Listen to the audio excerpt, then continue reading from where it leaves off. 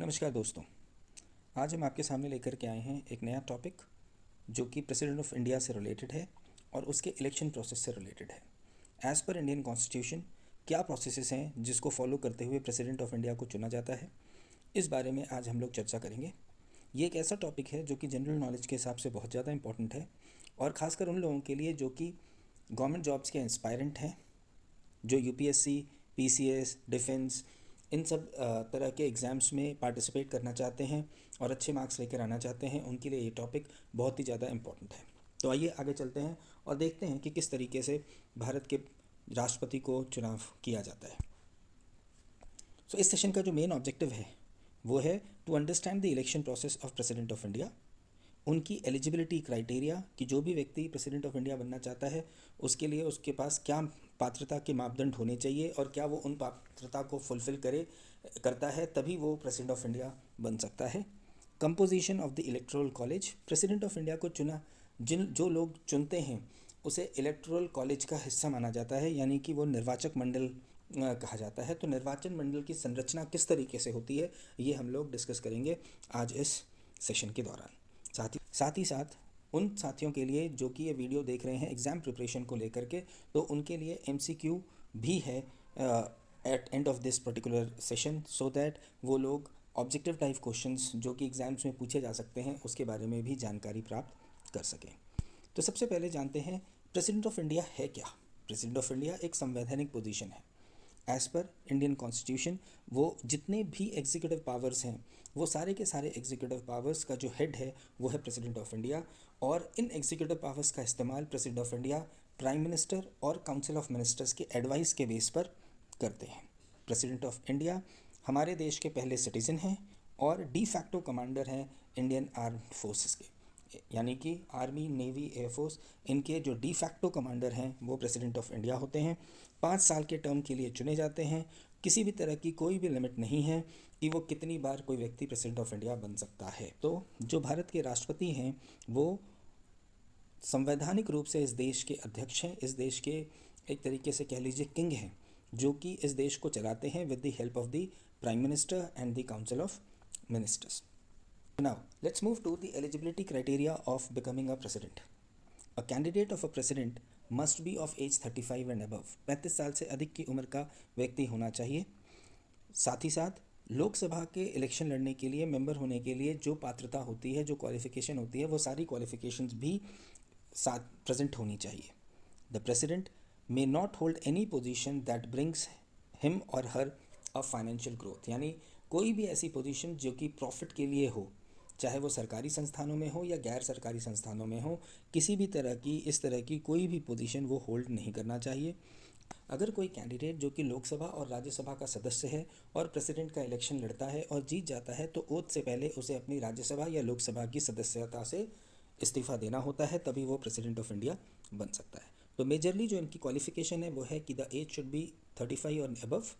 लोकसभा के जितने भी पैरामीटर्स हैं लोकसभा के मेंबर बनने के, वो सारे पैरामीटर्स पूरे होने चाहिए। किसी भी तरह का प्रॉफिट मेकिंग पोजीशन पे वो नहीं होना चाहिए, और साथ ही साथ राज्यसभा और लोकसभा के अगर वो मेंबर हैं तो ओथ से पहले उन्हें वहाँ से रेजिग्नेशन देना कंपलसरी हो जाता है। So now let's move to election process of president of India. The election process of president of India is done through a electoral college, जिसके अंदर मेंबर्स ऑफ पार्लियामेंट, लोकसभा और राज्यसभा, स्टेट लेजिस्लेचर्स के MLA and union territories के MLA शामिल होते हैं। As per 42nd amendment which is later extended through 84th amendment, 1971 का जो पॉपुलेशन सेंसस है वो बेस बनता है टू डिसाइड कि वैल्यू ऑफ वोट क्या होंगे फॉर एन एमएलए और फॉर एन एमपी। 1971 के सेंसस को रखने का जो मेन ऑब्जेक्टिव है वो ये है कि इन फ्यूचर जो पॉपुलेशन एक्सप्लोजन हो सकता है उसकी वजह से जो पावर बैलेंस बिगड़ सकता है उसे मेंटेन करने के लिए टिल 2026 जो भी इलेक्शंस होंगे प्रेसिडेंट के, उसमें जो वैल्यू ऑफ वोट्स हैं वो कैलकुलेट किए जाएंगे based on the population census of 1971। इसे हम डिटेल में आगे जानेंगे। तो सबसे पहले देखते हैं कि एक इलेक्टोरल कॉलेज जो है, जो निर्वाचक मंडल है, उसकी संरचना किस तरीके से होती है। इस निर्वाचक मंडल में सिर्फ इलेक्टेड मेंबर्स ही शामिल होते हैं, और वो इलेक्टेड मेंबर्स कहाँ से होते हैं? वो इलेक्टेड मेंबर्स होते हैं लोकसभा के और राज्यसभा के।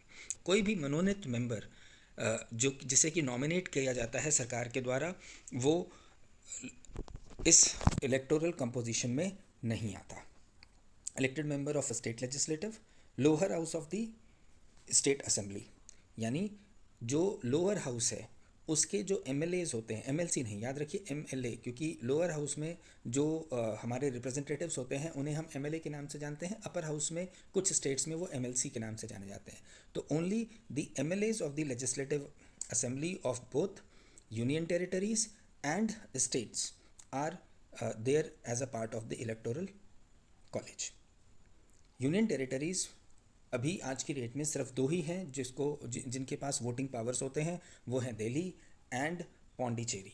जम्मू एंड कश्मीर जो कि अब यूनियन टेरिटरी है, अभी उसकी कोई क्लैरिटी नहीं है। पहले तो as a state they were able to vote, but now उसकी कोई क्लैरिटी अभी हमारे पास नहीं है टिल 2026 और till the time there is an election which takes place in Jammu and Kashmir for the legislative assembly.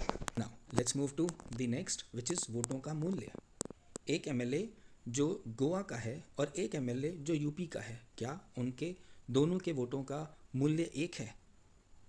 ये जानना हमारे लिए बहुत ज़रूरी है। तो as per article 55(2) of Indian constitution, the value of vote casted by an elected member of state legislative assembly and both houses of parliament are determined. यानी article 55(2) value of vote से डील करता है। The details of number of voters and votes of the presidential elections are given below. As per 84th Amendment, the 1971 census is used and will continue to be used till 2026. यानी value of vote के लिए जो हम population का जो base लेते हैं वो लेते हैं 1971 का census till 2026. So now let's look at how the MLA votes are counted state wise. तो एमएलए के वोट्स की वैल्यू को निकालने के लिए हमें तीन चीज़ों की ज़रूरत पड़ती है। पहला, total number of population of the state in 1971, यानी 1971 के सेंसस के हिसाब से स्टेट की पॉपुलेशन कितनी थी।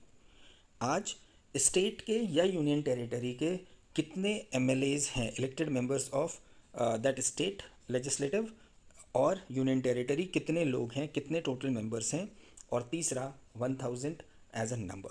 सो what we do is total number of population of the state divide किया जाता है by the total number of MLAs उसी स्टेट के multiplied by 1000. So let's take an example of Delhi.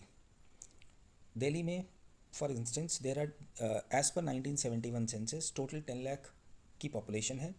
Total 10 ही लोग ऐसे हैं जो कि एमएलए हैं, ठीक है। तो ये दो नंबर हमें लेने होते हैं and then we will have also have to take a common 1000 number for multiplication with the number of MLAs. So number of MLA 10, उसको मल्टीप्लाई कर दीजिए 1000 से, तो टोटल हो जाता है 10,000. Moving on, the total population of the state is 10 lakhs, तो 10 lakhs divided by 10,000, the जो भी वैल्यू आती है which is 100, this is the value of votes of each MLA of Delhi assembly. So this is the value of vote of each MLA of Delhi Assembly. इसी तरीके से examples दिए आपको नीचे दिए गए हैं based on the 1971 census. Uttar Pradesh जो कि इंडिया का सबसे बड़ा राज्य है, वहाँ पर एक एमएलए का जो वोट है उसकी कीमत 208 है, और जो सबसे कम वैल्यू जिसकी है वो है सिक्किम, जहाँ पर टोटल 32 एमएलएज होते हैं और उनकी वोट्स जो हैं वो ओनली 7 हैं. इफ़ यू मूविंग फॉरवर्ड, जो टोटल वैल्यू है of MLAs, which is total 4,120 MLAs are there in the various state and UT assemblies. उनकी जो टोटल वोटिंग पावर है वो काउंट होती है 5,49,495. You can refer to the various state wise vote value through in these two slides. Value if the member of parliament. What is the value of the member of parliament? हमने अभी MLA का तो देख लिया कि हर state की अलग अलग होती है, तो क्या हर एमपी की भी अलग अलग होती है? नहीं, हर एमपी की अलग अलग नहीं होती. वैल्यू ऑफ वोट कैसे डिटरमाइन किया जाता है? Value of vote of an MP is determined by the total value of MLAs votes in India divided by the number of MPs. Means total value of MLA votes कितने थे? 5,49,495.